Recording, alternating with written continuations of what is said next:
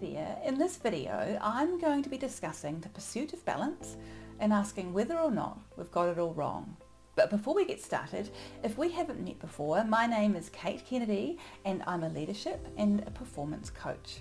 I work with adaptable leaders, ambitious teams and innovative organisations to help them raise the bar and consciously engineer success. In my job, I obviously spend a huge amount of time talking with people. Often that's in coaching sessions, but I also interview candidates for jobs, run workshops and collaborate with other coaches and leaders across a bunch of organisations. My conversations can tend to go really deep, really fast. And what I've noticed is, particularly in this season of sort of self-care, well-being, holistic health, that people often talk about seeking balance. Usually that's in the context of trying to achieve work-life balance. And that got me thinking, what is work-life balance anyway? Is it when you've been able to rate all areas on your wheel of life a 7? Is it when you've completed 4 gym sessions and 4 yoga sessions in 1 week? Is it when you've used your right hand as much as your left to open doors that day? You can see that the pursuit of balance really puzzles me, especially in the world of achievement. Some of the most admired people in our world were and are extraordinarily unbalanced in their habits. Reportedly, Elon Musk used to read for 10 hours a day while at school, and later in life he worked for something like 120 hours a week.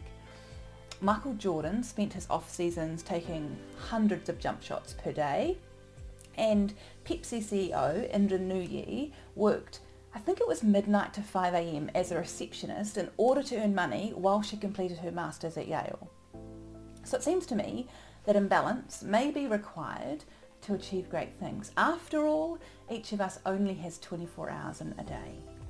Certainly in my life, imbalance dominates. My purpose, vision and immediate goals mean that I must apply a certain level of focus and determination, and sometimes even ruthlessness, with what activities I do and how much time I spend on them.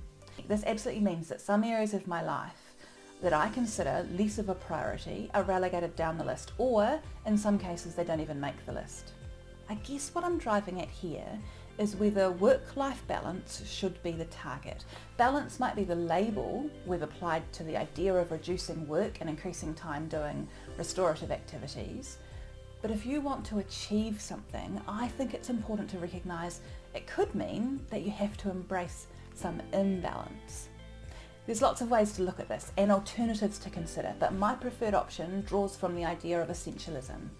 Greg McKeown wrote a fabulous book about this topic called Essentialism, The Disciplined Pursuit of Less. Pick it up if you get a moment. It basically centres on the idea that when you focus your resources, that's things like time, energy, money, etc., on what's absolutely essential at the same time as eliminating what is not, in order to focus on what will make the best contribution toward the things that matter. The great thing about essentialism is, rather than pursuing this ambiguous idea of balance, first you need to consider what is important to you and then focus on that.